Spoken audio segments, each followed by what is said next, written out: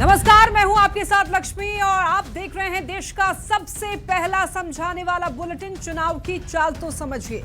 अगले आधे घंटे में हम आपको बिहार चुनाव से जुड़ी हुई महत्वपूर्ण खबरें और उनके पीछे छिपी हुई सियासी चाल को समझाएंगे। अगर सीधे शब्दों में कहें तो खबर के अंदर की खबर और उस खबर का क्या होगा असर अगले आधे घंटे में, उसे हम लोग बताने वाले हैं। बिहार चुनाव के पहले फेज में हुए बंपर मतदान के बाद अब बारी है दूसरे और आखिरी फेज की। 11 नवंबर को होने वाले मतदान में वोटर नया रिकॉर्ड बनाए, इसकी कोशिश तमाम सियासी पार्टियों के साथ ही देखिए चुनाव आयोग और प्रशासन की टीम भी करेगी। जागरूकता मुहिम चलाकर कर रही है। नेताओं का धुआंधार प्रचार और एक दूसरे पर वार पलटवार भी चरम पर है और सियासत की तमाम खबरों को समझाएंगे। लेकिन शुरुआत करते हैं आज की 4 बड़ी खबरों से। तो आखिर क्या है ये खबर जिसे आपको हम समझाने वाले हैं, वो बताते हैं, आइए जल्दी से। तो आरजेडी पर कट्टे वाला पीएम का प्रहार क्या है, इसे हम लोग आगे समझाने वाले हैं। और नीतीश को 10वीं बार सीएम बनाने वाली चाल क्या है, ये भी समझेंगे आगे। घुसपैठिया मुक्त बिहार बनाने वाली चाल भी क्या रहने वाली है, ये भी आगे समझाने वाले हैं। और फिर पारा हाई कर फंस गए हैं आरजेडी उम्मीदवार, आखिर कैसे, ये भी आपको आगे समझाएंगे हम लोग। तो देखिए, पीएम मोदी का विरोधियों और खास करके आरजेडी पर ताबड़तोड़ हमला जारी है। भोजपुरी वाले गाने के बहाने प्रधानमंत्री ने आज औरंगाबाद और भभुआ की चुनावी रैली में कैसे विपक्ष पर कट्टा, गोली और सिक्सर वाला वार किया है, सुनिए आप इस रिपोर्ट के जरिए। भैया के आबेदे सत्ता कट्टा सता के उठा लेब घरवा से।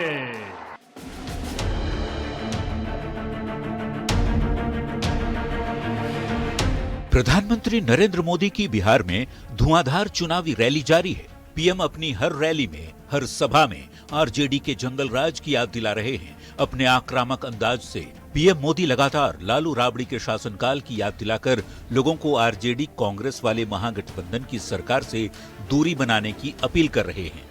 शुक्रवार को पीएम मोदी की 2 चुनावी रैली थी। पहली रैली औरंगाबाद में और दूसरी भभुआ में। औरंगाबाद की रैली में पीएम ने एक बार फिर आरजेडी को कट्टा वाली पार्टी बताते हुए जंगल राज को नहीं आने देने की अपील की। पीएम मोदी का हमला भभुआ की सभा में भी जारी रहा।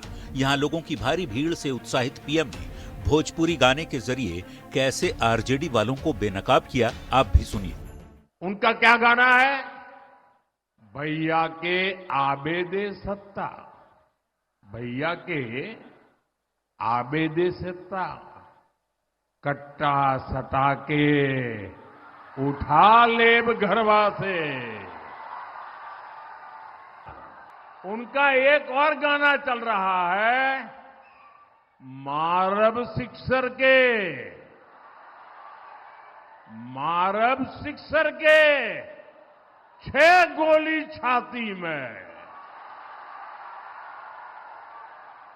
आरजेडी वालों का एक गाना है, आएगी भैया की सरकार। क्या बोलते हैं? आएगी भैया की सरकार, बनेंगे रंगदार। ये आरजेडी वाले इंतजार कर रहे हैं कि कब उनकी सरकार आए और कब अपहरणीय, रंगदारी, ये पुराना गोरख धंधा फिर से शुरू हो जाए।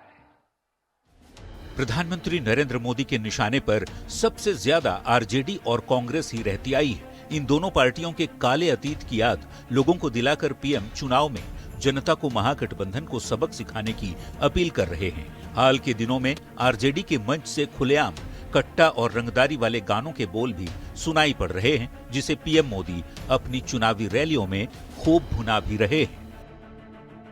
न्यूज 18 के लिए औरंगाबाद से संजय सिन्हा और कैमूर से अभिनव के साथ ब्यूरो रिपोर्ट।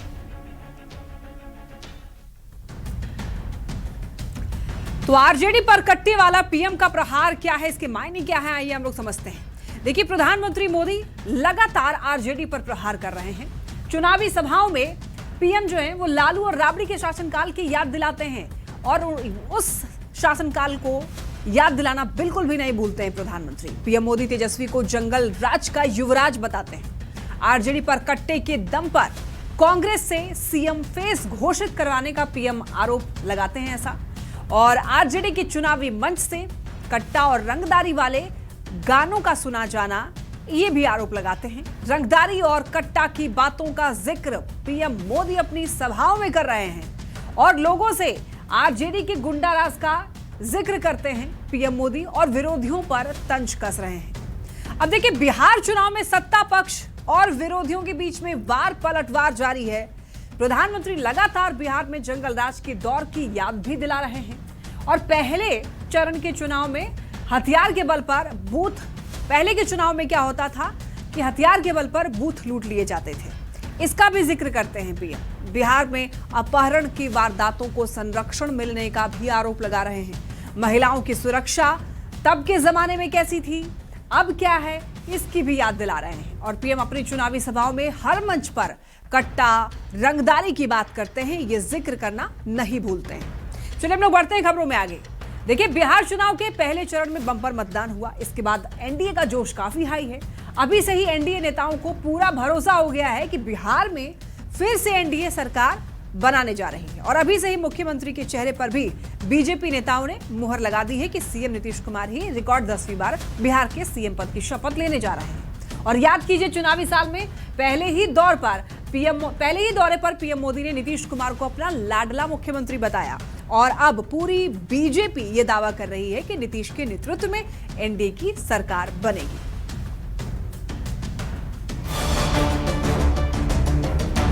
हमारे लाडले मुख्यमंत्री नीतीश कुमार जी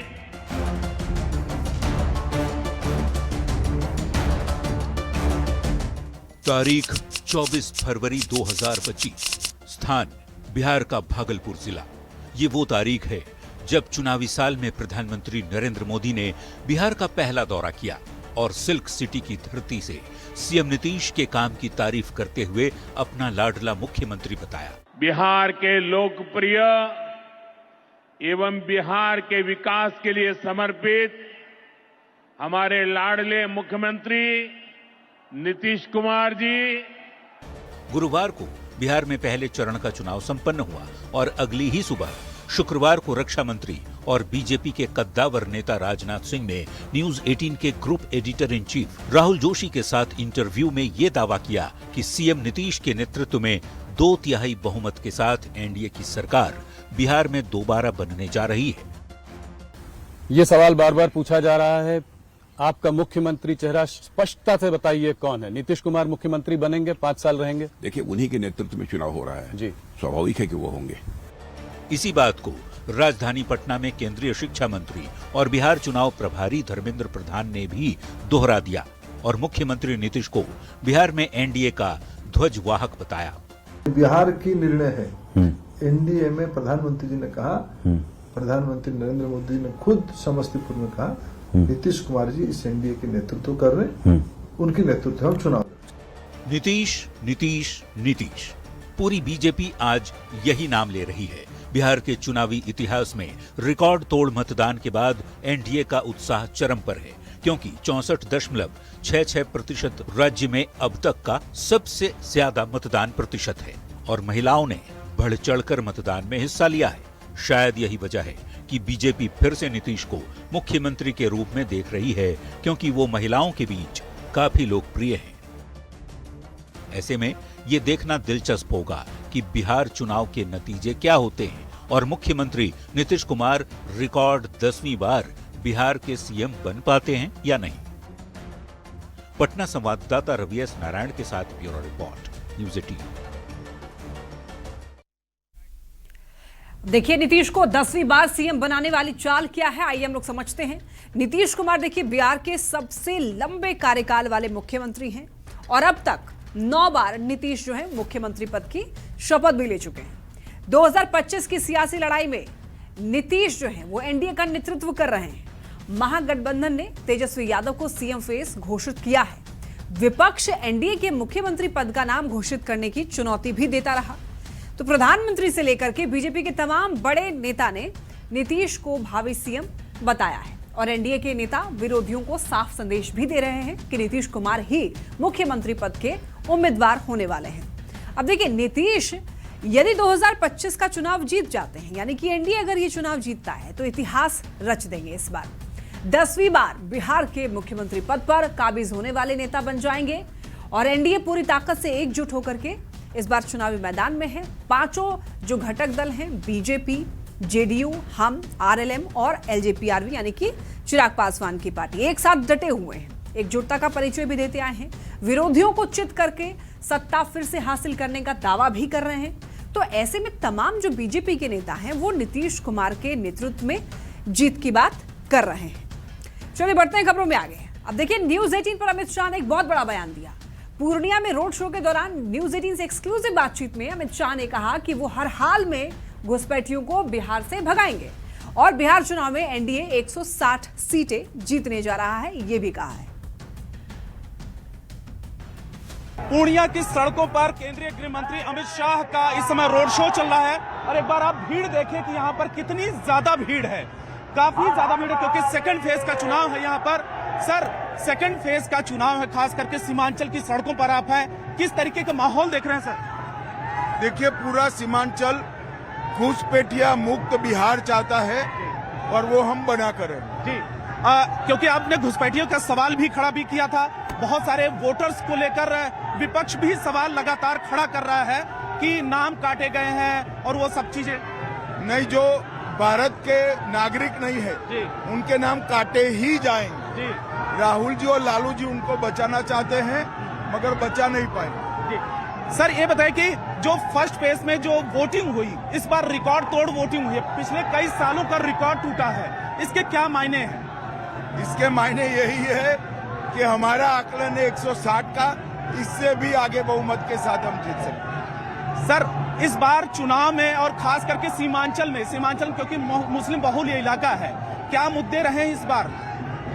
गत चुनाव में भी हम यहाँ से बहुमत के साथ जीते थे और इस बार और बहुमत के साथ जीतेंगे क्योंकि हमने सीमांचल को घुसपैठिया मुक्त कराने का वादा किया। एक सवाल लगातार खड़ा होता है कि जीत के बाद एनडीए किसको मुख्यमंत्री बनाएगी, लगातार विपक्ष इसको लेकर सवाल खड़े। अरे, आपकी चैनल पर ही मैं स्पष्ट कर चुका हूँ, है कोई एक जी। सर, क्या अनुमान है पहले चरण के चुनाव के बाद, क्या अनुमान अब लग रहा है?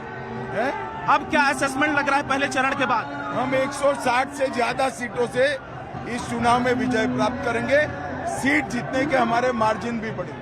और एक सवाल और सर, सीमांचल में क्या लग रहा है कि पार्टी का, एनडीए का क्या परफॉर्मेंस लगने वाला? हमारी सीटें बढ़ेगी बड़ी मात्रा में। शुक्रिया हमसे बात करने के लिए। केंद्रीय गृह मंत्री अमित शाह का रोड शो इस समय चल रहा है और देखें कि किस तरीके का माहौल यहाँ की पूर्णिया की सड़कों पर है। तो आखिर घुसपैठिया मुक्त बिहार बनाने की बात गृह मंत्री अमित शाह क्यों कर रहे हैं, आइए ये समझते हैं। देखिए, बिहार में घुसपैठ एक बड़ा मुद्दा रहा है। सीमांचल में खास तौर पर तेजी से डेमोग्राफी बदल रही है। बिहार चुनाव में बीजेपी लगातार घुसपैठ का मुद्दा उठाती रही है। केंद्रीय गृह मंत्री बिहार में डेरा जमाए हुए हैं। सीमांचल में रोड शो के दौरान शाह ने एक बड़ा बयान दिया न्यूज 18 पर। बिहार को घुसपैठिया मुक्त प्रदेश बनाने की उन्होंने बात कही और घुसपैठ का जो मुद्दा है वो दूसरे फेज के चुनाव से ठीक पहले उछाला है। और बिहार में पहली बार देखिए एसआईआर की प्रक्रिया हुई है जिसमें 60 लाख से भी ज्यादा वोटर्स के नाम काटे गए। तो शाह ने यह दावा किया है कि एनडीए इस बार 160 सीट जीतने वाला है। तो ऐसे में जाहिर है अमित शाह ने ताबड़तोड़ सभाएं की हैं, रैलियां की हैं और ये साफ संदेश दे रहे हैं कि घुसपैठिया जो हैं वो उनको बिहार से भगा करके ही रहेंगे। यानी कि घुसपैठ का जो मुद्दा है वो एक महत्वपूर्ण मुद्दा है बिहार चुनाव के लिए। और इसी कारण से जो एनडीए के जितने भी स्टार प्रचारक हैं वो जितनी बार बिहार आ रहे हैं, खासतौर पर सीमांचल जा रहे हैं, तो घुसपैठ का मुद्दा उठाना बिल्कुल भी नहीं भूल रहे हैं। और यही बात गृह मंत्री अमित शाह बार बार दोहरा रहे हैं कि घुसपैठियों को बिहार से भगा करके ही रहेंगे। चलिए इसी के साथ इस बुलेटिन में फिलहाल इतना ही। खबरें लगातार जारी है, आप देखते रहिए न्यूज 18 बिहार झारखंड।